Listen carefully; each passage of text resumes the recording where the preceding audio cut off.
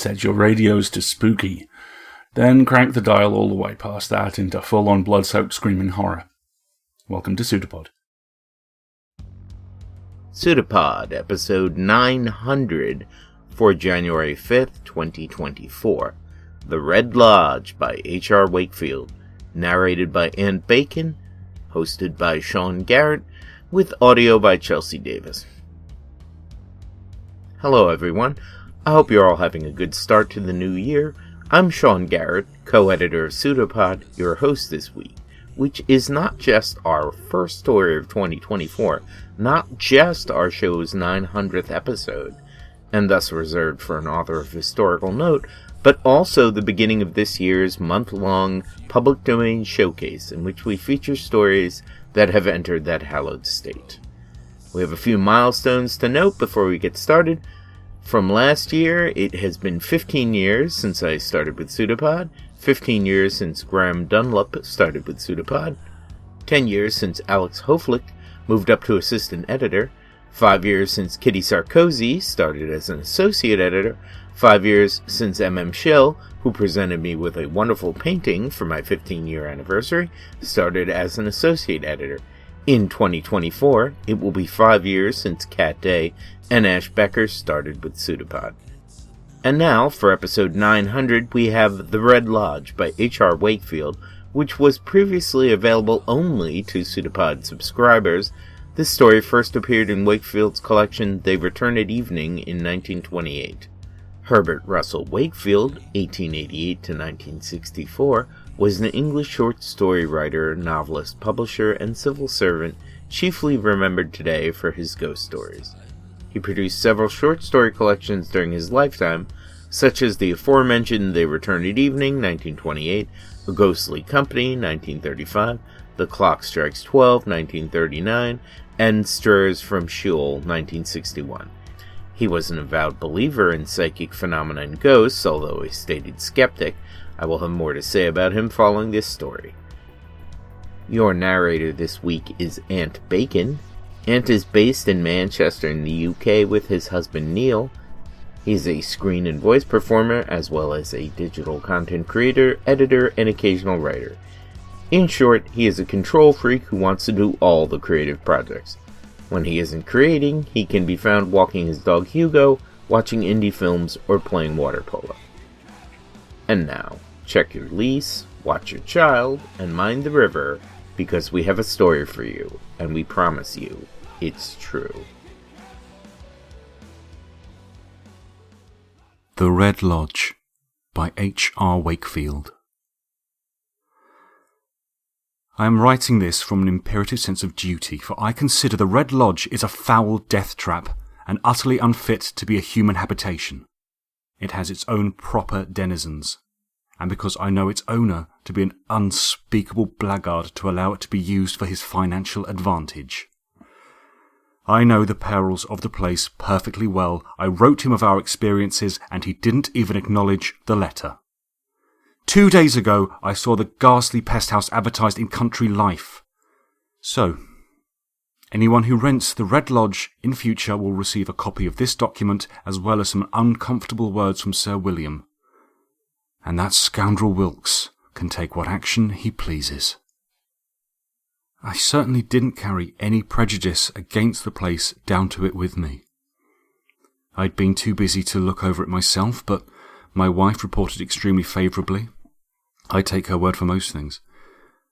I could tell by the photographs that it was a magnificent specimen of the medium-sized Queen Anne house. Just the ideal thing for me. Mary said that the garden was perfect, and there was the river for Tim at the bottom of it. I'd been longing for a holiday, and I was in the highest of spirits as I travelled down. I was not in the highest spirits for long. My first vague, faint uncertainty came to me as soon as I had crossed the threshold. I am a painter by profession, and therefore sharply responsive to colour tone. Well, it was a brilliantly fine day. The hall of the Red Lodge was fully lighted, yet it seemed a shade off the key, as it were, as though I were regarding it through a pair of slightly darkened glasses. Only a painter would have noticed it, I fancy. When Mary came out to greet me, she was not looking as well as I had hoped, or as well as a week in the country should have made her look. "Everything all right?" I asked. "Oh, yes," she replied, but I thought she found it difficult to say so. And then my eye detected a curious little spot of green on the maroon rug in front of the fireplace. I picked it up.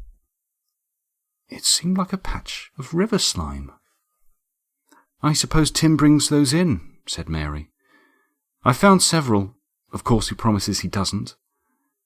And then for a moment we were silent, and a very unusual sense of constraint seemed to set a barrier between us.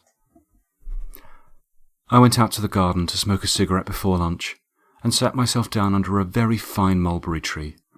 I wondered if, after all, I had been wise to have left it all to Mary.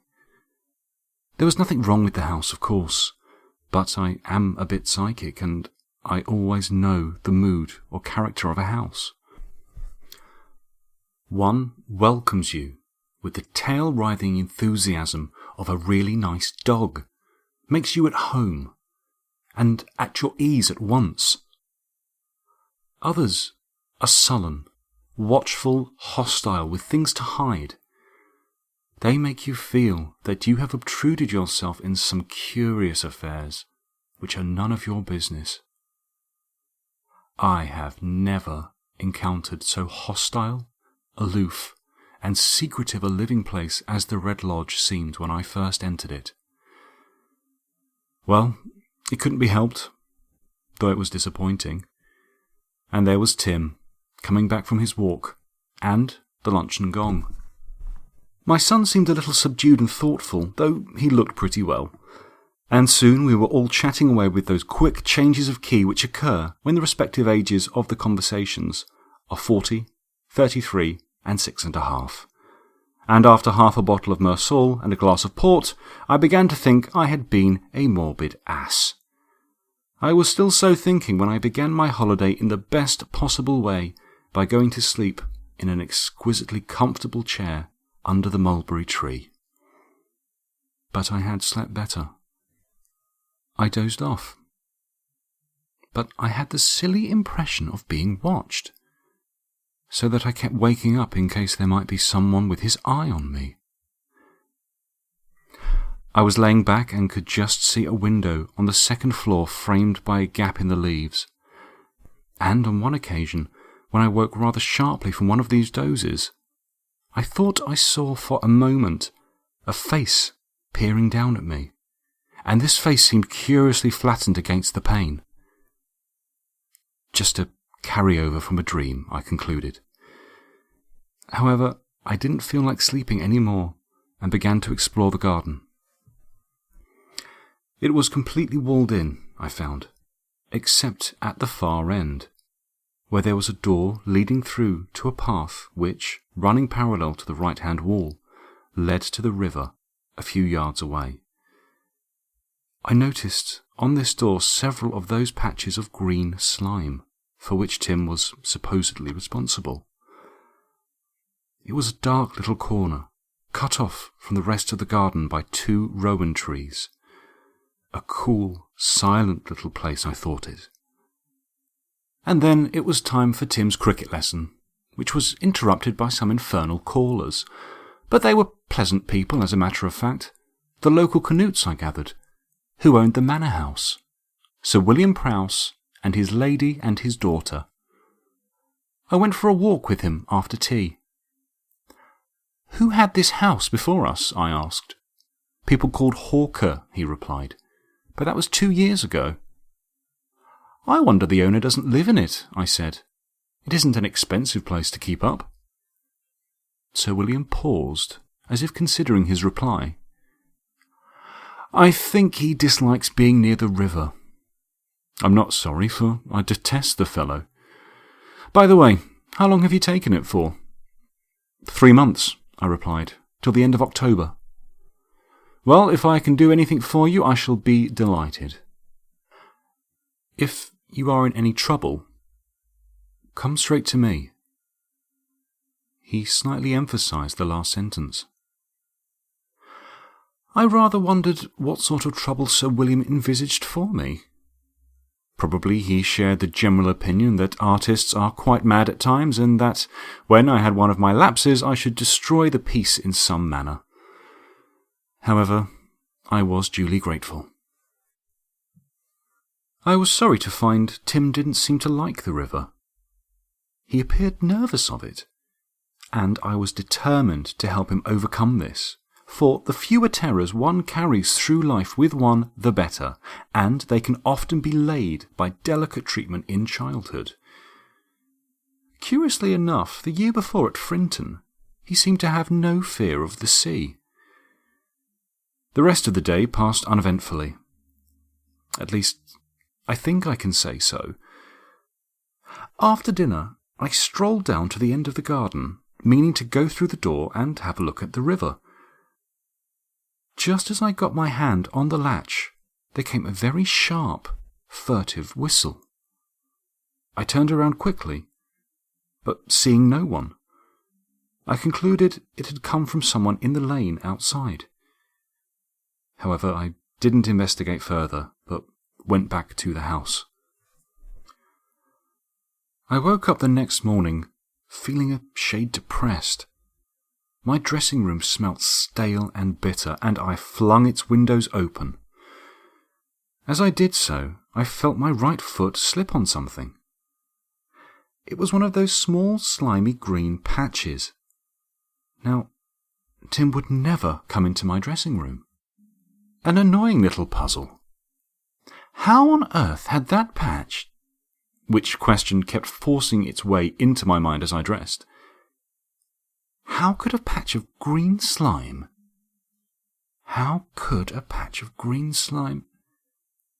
dropped from something? From what? I'm very fond of my wife. She slaved for me when I was poor, and always kept me happy, comfortable, and faithful, and she gave me my small son Timothy. I must stand between her and patches of green slime. What in hell's name was I talking about? And it was a flamingly fine day, yet all during my breakfast my mind was trying to find some sufficient reason for these funny little patches of green slime, and not finding it. After breakfast, I told him I would take him out in a boat on the river. "Must I, Daddy?" he asked, looking anxiously at me. "No, of course not," I replied, a trifle irritably. "But I believe you'll enjoy it." "Should I be a funk if I don't come?" "No, Tim, but I think you should try it once anyway." "All right," he said. He's a plucky little chap, and did his very best to pretend to be enjoying himself, but I saw it was a failure from the start. Perplexed and upset, I asked his nurse if she knew of any reason why he may have this sudden fear of water. "No, sir," she said. "The first day he ran down to the river just as he used to run down to the sea, but all of a sudden he started crying and ran back to the house. It seemed to me he'd seen something in the water which frightened him." We spent the afternoon motoring around the neighbourhood, and already I found a faint distaste at the idea of returning to the house. And again, I had the impression we were intruding, and that something had been going on during our absence, which our return had interrupted. Mary, pleading a headache, went to bed soon after dinner, and I went to the study to read. Directly I had shut the door, I had again that very unpleasant sensation of being watched. It made the reading of Sidgwick's The Use of Words in Reasoning, an old favourite of mine which requires concentration, a difficult business. Time after time, I found myself peeping into dark corners and shifting my position, and there were little sharp sounds, just the oak panel crackling, I supposed. After a time, I became more absorbed in the book and less fidgety, and then I heard a very soft cough just behind me. I felt little icy rays pour down and through me, but I would not look round. I would go on reading. I had just read the following passage. However many things may be said about Socrates, or about any fact observed, there remains still more that might be said if the need arose. The need is the determining factor. Hence, the distinction between complete and incomplete description, though perfectly sharp and clear in the abstract, can only have a meaning, can only be applied to actual cases, if it be taken as equivalent to sufficient description, the sufficiency being relative to some purpose. Evidently, the description of Socrates as a man, scanty though it is, may be fully sufficient for the purpose of the modest inquiry whether he is mortal or not. When my eye was caught by a green patch which suddenly appeared on the floor beside me, and then another and another, following a straight line towards the door.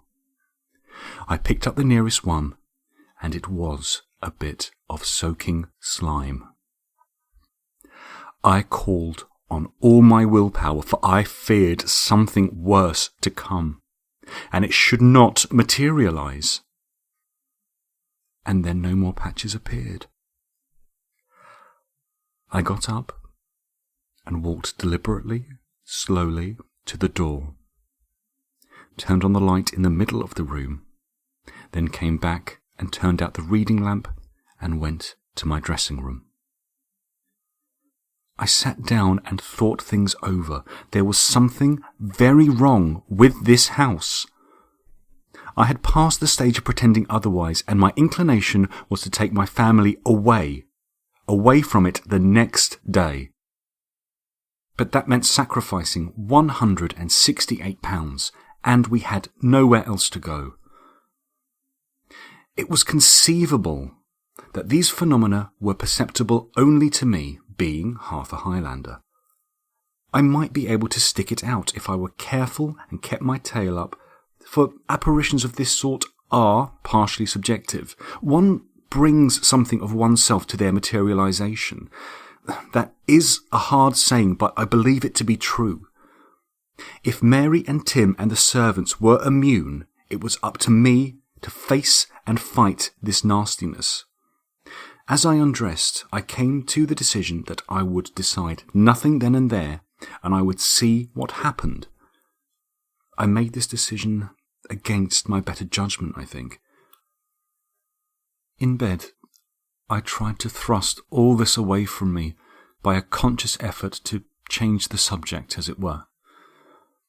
The easiest subject for me to switch over to is the myriad-sided, useless, consistently abused business of creating things. Stories out of pens and ink and paper, representations of things and moods out of paints, brushes and canvas, and our own miseries, perhaps, out of wine, women and song. With a considerable effort, therefore, and with the edges of my brain anxious to be busy with bits of green slime, I recalled an article I had read that day on a glorious word, Jugendbewegung, the youth movement, that pregnant or merely wind-swollen Teutonism. How ponderously it attempted to canonize, with its polysyllabic sonority, that inverted Boy Scoutishness of said youths and maidens. One bad, mad deed, sonnet, scribble of some kind, lousy daub, a day. Bunk without spunk, source without force, futurism without a past, merely a transition from one yelping pose to another. And then I suddenly found myself at the end of the garden, attempting desperately to hide myself behind a rowan tree while my eyes were held relentlessly to face the door. and then it began to slowly open, and something which was horridly unlike anything I had seen before began passing through it, and I knew it knew I was there. And then my head seemed to burst and flamed asunder, splintered and destroyed, and I awoke, trembling, to feel that something in the darkness was poised an inch or two above me. And then, drip, drip, drip, something began falling onto my face. Mary was asleep in the bed next to mine, and I would not scream, but I flung the clothes over my head, my eyes streaming with the tears of terror, and so I remained, cowering, until I heard the clock strike 5, and dawn, the ally I had longed for, came. And the birds began to sing, and then I slept. I awoke a wreck, and after breakfast, feeling the need to be alone, I pretended I wanted to sketch and went out into the garden. Suddenly I recalled Sir William's remark about coming to see him if there was any trouble. Not much difficulty in guessing what he had meant. I'd go and see him at once. I wish I knew whether Mary was troubled too. I hesitated to ask her, for if she was not, she was certain to become suspicious and uneasy if I questioned her. And then I discovered that while my brain had been busy with its thoughts, my hand had also not been idle. It had been occupied in drawing a very singular design on the sketching block. I watched it as it went automatically on. Was it a design or a figure of some sort? When had I seen something like it before? Oh, my God. In my dream last night. I tore it to pieces and got up in agitation and made my way to the manor house, along a path through tall, bowing, stippled grasses hissing lightly in the breeze. My inclination was to run to the station and take the next train to anywhere. Pure, undiluted panic. An insufficiently analysed word. That which causes men to trample on women and children when death is making his choice. Of course, I had Mary and Tim and the servants to keep me from it, but supposing they had no claim on me, should I desert them? No, I should not. Why?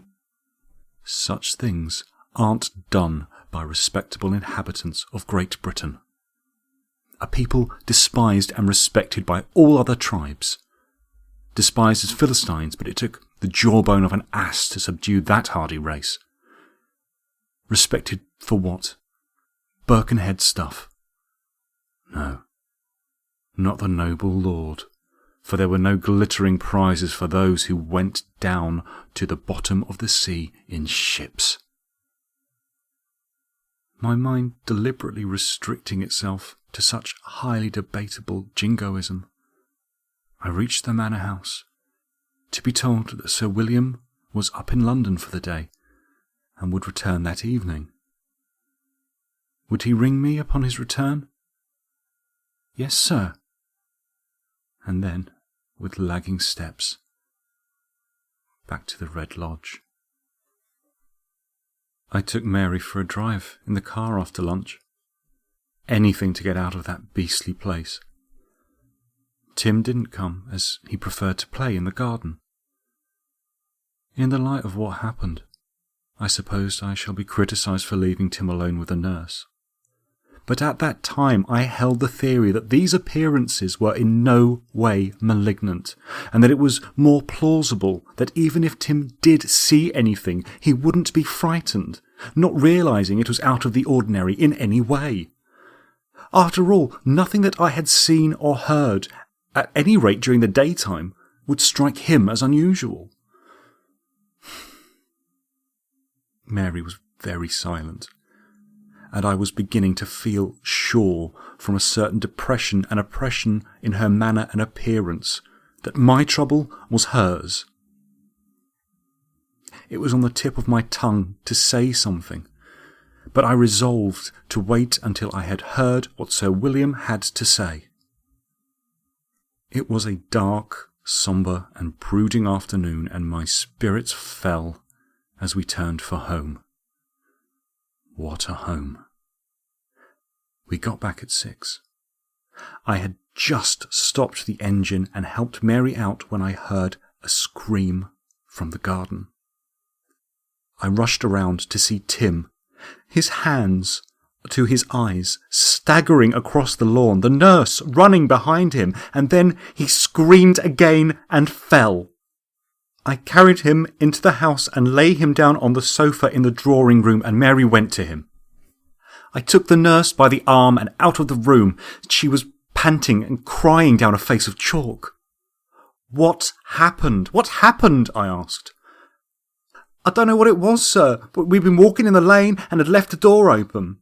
Master Tim was a bit ahead of me and went through the door first, and then he screamed like that." "Did you see anything that could have frightened him?" "No, sir, nothing." I went back to them. It was no good questioning Tim. There was nothing coherent to be learnt from his hysterical sobbing.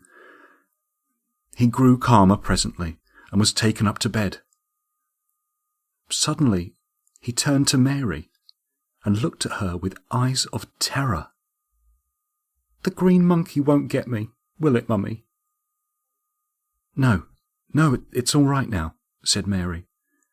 And soon after he went to sleep. And then she and I went down to the drawing room. She was on the border of hysteria herself. "Oh, Tom, what is the matter with this awful house? I'm terrified. Ever since I've been here, I've been terrified. Do you see things?" "Yes," I replied. "Oh, I wish I'd known. I didn't want to worry you if you hadn't. Let me tell you what it's been like.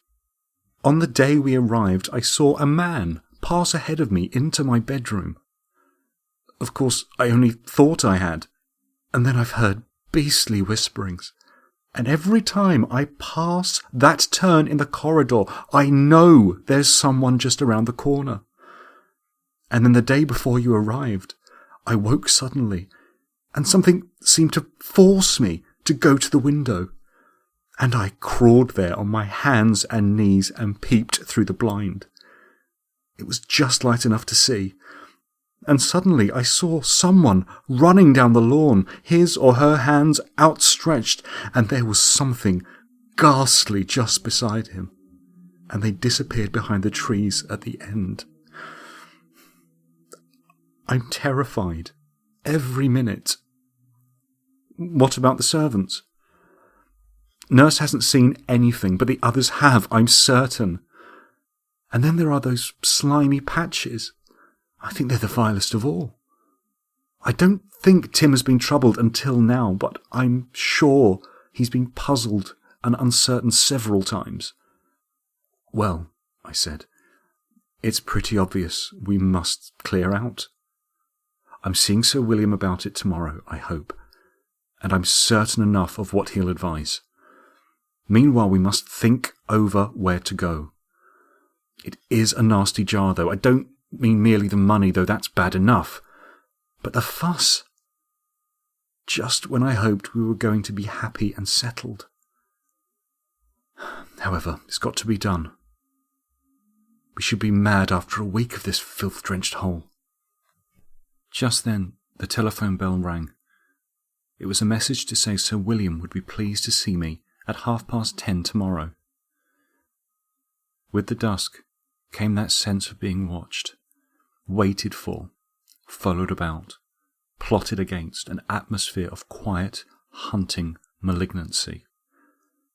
A thick mist came up from the river, and as I was changing for dinner, I noticed the lights from the windows seemed to project a series of swiftly changing pictures on its grey, crawling screen. The one opposite my window, for example, was unpleasantly suggestive of 3 figures staring in and seeming to grow nearer and larger. The effect must have been slightly hypnotic, for suddenly I started back, for it was as if they were about to close on me. I pulled down the blind and hurried downstairs. During dinner we decided that unless Sir William had something very reassuring to say, we would go back to London 2 days later and stay at a hotel till we could find somewhere to spend the next 6 weeks. Just before going to bed, we went up to the night nursery to see if Tim was all right. His room was at the top of a short flight of stairs.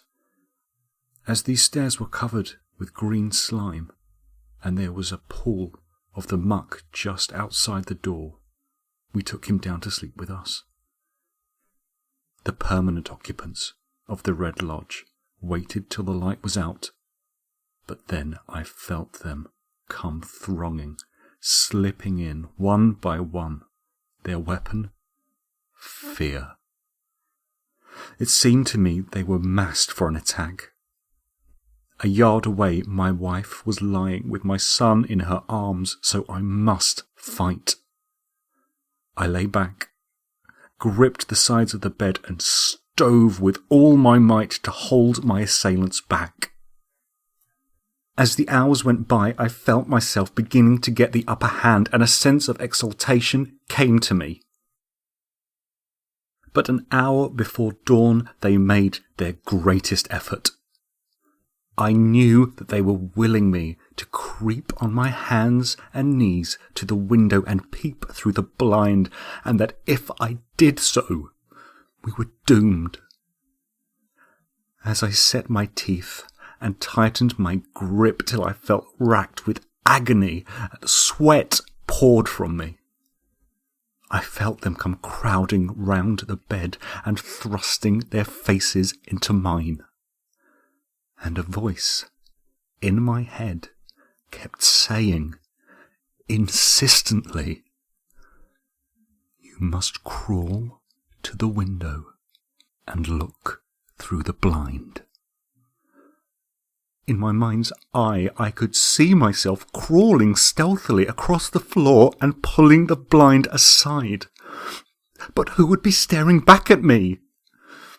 Just when I felt my resistance breaking, I heard a sweet, sleepy twitter from a tree outside and saw the blind touched by a faint suggestion of light. And at once, those with whom I'd been struggling left me and went their way, and utterly exhausted, I slept. In the morning, I found, somewhat ironically, that Mary had slept better than on any other night since she came down. 10:30 found me entering the manor house, a delightful nondescript old place which started wagging its tail as soon as I entered it. Sir William was awaiting me in the library. "I expected this would happen," he said gravely. "And now tell me." I gave him a short outline of our experiences. "Yes," he said, "it's always been much the same story. Every time that horrible place has been let, I have felt a sense of personal responsibility. And yet I cannot give a proper warning, for the letting of haunted houses is not yet a criminal offence, though it ought to be, and I couldn't afford a libel action. And, as a matter of fact, one old couple had the house for 15 years, and were perfectly delighted with it, being troubled in no way. But now, let me tell you what I know of the Red Lodge. I have studied it for 40 years, and I regard it as my personal enemy. The local tradition is that the second owner, early in the 18th century, wished to get rid of his wife, and bribed his servants to frighten her to death. Just the sort of ancestor I can imagine that blackguard Wilkes being descended from. What devilries they perpetrated, I don't know. But she is supposed to have rushed from the house just before dawn one day and drowned herself, whereupon her husband installed a small harem in the house.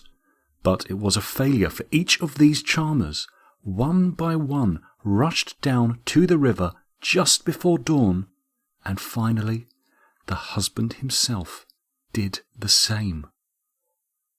Of the period between then and 40 years ago I have no record, but the local tradition has it that it was the scene of tragedy upon tragedy, and then was shut for a long time. When I first began to study it, it was occupied by 2 bachelor brothers. One shot himself in the room which I imagine you use as your bedroom, and the other drowned himself in the usual way. I may tell you that the worst room in the house, the one the unfortunate lady is supposed to have occupied, is locked up.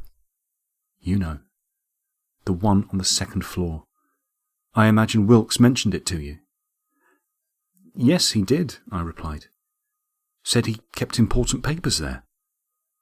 Yes, well, he was forced in self-defence to do so 10 years ago, and since then the death rate has been lower, but in those 40 years, 20 people had taken their lives in the river or in the house, and 6 children have been drowned accidentally. The last case was Lord Passover's butler in 1924. He was seen to run down to the river and leap in. He was pulled out but died of shock. The people who took the house 2 years ago left in a week and threatened to bring an action against Wilkes, but they were warned they had no legal case. And I strongly advise you, more than that, implore you to follow their example, though I can imagine the financial loss and the great inconvenience. That house is a death trap. I will, I replied. I forgot to mention one thing.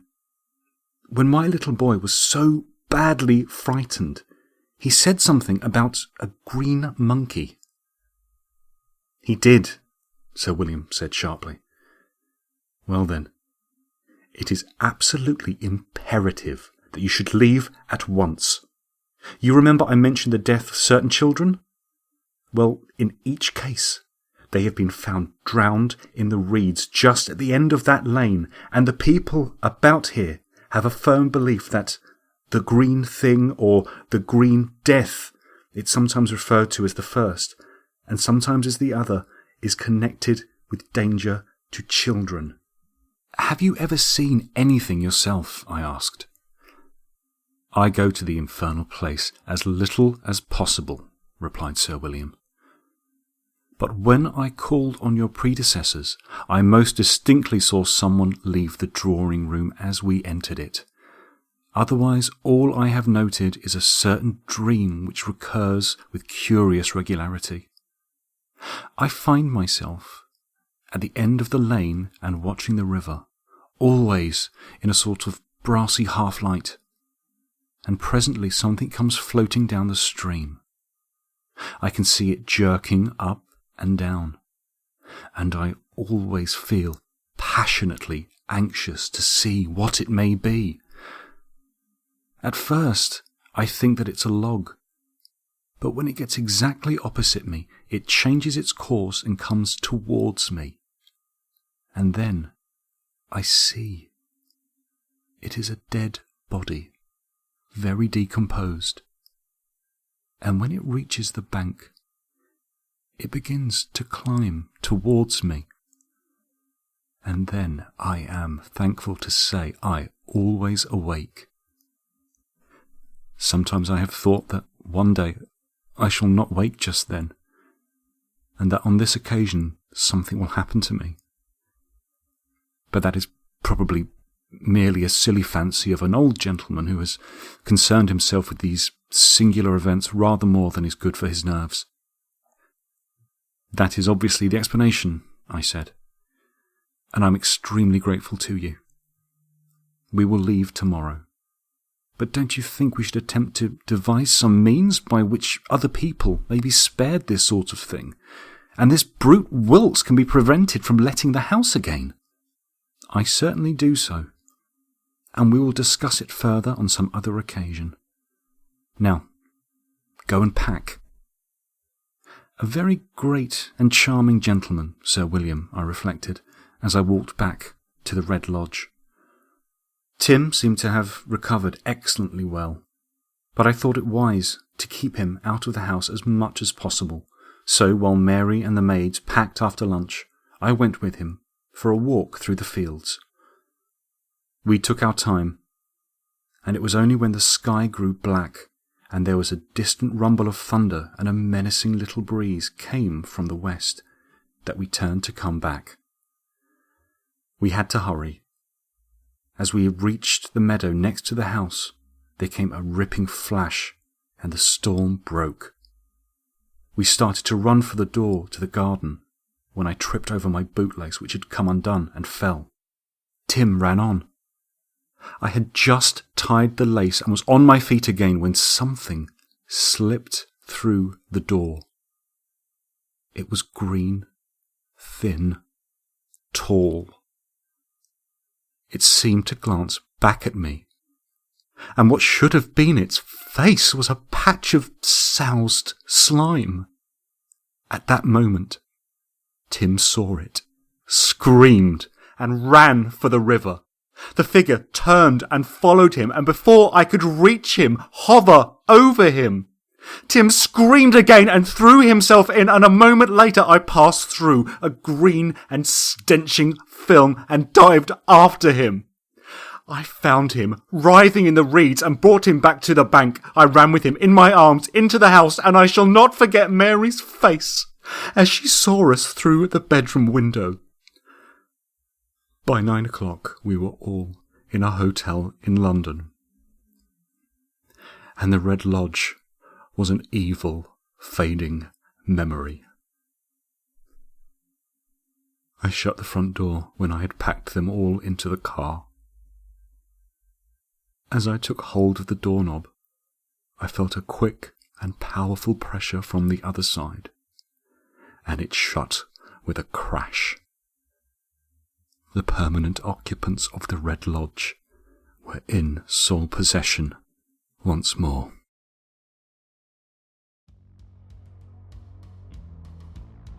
Welcome back. Through a variety of factors, I had reason to read about 60-plus stories by H.R. Wakefield over the last few years. Wakefield is an interesting figure in the history of weird fiction. He was a yeoman supernatural fiction author, equivalent to the American pulp writers, in that he turned out quite a lot of stories, some formulaic and some not, but he was writing as a career, not as a hobby. In that sense, he has more in common with E.F. Benson, who slightly preceded him, than M.R. James. But Benson had the success of his Map and Lucia books to fall back on, while Wakefield had only adaptations of his work and a clutch of mystery and crime novels. His excellent 1948 story Ghost Hunt, which is the closest thing in supernatural fiction to a predecessor of the Blair Witch Project and found footage horror in general, was adapted in 1949 on the popular American radio show Suspense, while his story The Triumph of Death was adapted on the now-lost BBC TV series Late Night Horror in 1968. Wakefield is best understood as a modernizer of the classic M.R. James approach, bringing in details from the current culture, crime, and technology, while discarding stuffy antiquarianism. He was also an avid believer in psychic phenomena and ghosts, as noted, although his final feelings about these abilities are conflicted. He ultimately decided that psychic sensitivity was a debilitating atavism that caused one to suffer impressions of an unseen world for no logical reason, while also stating, regarding seances and the like, that, quote, "the dead have nothing of importance to tell us." We rely on you to pay our authors, our narrators, and our crew, and to cover our costs. One-time donations are fantastic and gratefully received, but what really makes a difference is subscribing. Subscriptions get us stability and a reliable income we can use to bring free and accessible audio fiction to the world. You can subscribe for a monthly or annual donation through PayPal or Patreon. PseudoPod is part of the Escape Artists Foundation, a 501c3 nonprofit, and this episode is distributed under the Creative Commons Attribution Non-Commercial No Derivatives 4.0 International License. Download and listen to the episode on any device you like, but don't change it or sell it. Theme music is by permission of Anders Manga. Please join us next week for The Shadowy Escort by A.M. Burridge as we continue our public domain showcase, and would like to leave you with a closing quote from Mr. Wakefield himself, talking about the superficially charming and harmonious Queen Anne house about 1.5 miles from Richmond Bridge that he visited in 1917, the site of many drownings and other troubles experienced when staying there. Quote, "My own particular bother consisted of a petrified insomnia. I lay awake till dawn, oppressed by a fear without a name. Call it just ghostly fear, if you like. I felt a craven and a worm, but I was utterly unable to snap out of it. Only those who have experienced something like it will sympathize. I had only one visual bother. I was sitting in the garden one afternoon under the mulberry tree, and happened to glance up at the first floor windows. There was a blurred face at one of them. It was a man's face, but there was no man in the house. I wrote my first story about that house and its permanent residents, and called it The Red Lodge. This is why I disagree with M.R. James. Before you can scare others, you must be scared yourself. Ghostly fear is transmitted, not concocted." Good night, and have a happy 2024 to all of you. Stay safe. An arm appeared from nowhere on the shape, seemingly projected like the pseudopod of a protozoan. It's a pseudopod. It's a big foot. It's all about podcasts these days.